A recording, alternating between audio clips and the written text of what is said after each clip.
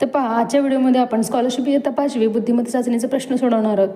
तर पहा प्रश्न 26वा. एचचा शेजारी आहे पण एफचा शेजारी नाही असे अक्षर कोणते? तर पहा इथे एच कुठे आहे? या ठिकाणी. एचच्या शेजारी कोणते कोणते अक्षर आहे? जी आणि आय. मग पहा, जी एफच्या शेजारी येतो म्हणून आपल्याला जीला कॅन्सल करायचं आहे. मग आय असणार आहे आपलं बरोबर उत्तर, कारण जे आणि के पहा, आयच्या शेजारी जे येतो आणि जेच्या शेजारी के येतो म्हणून हे दोन्ही कॅन्सल होणार आहेत.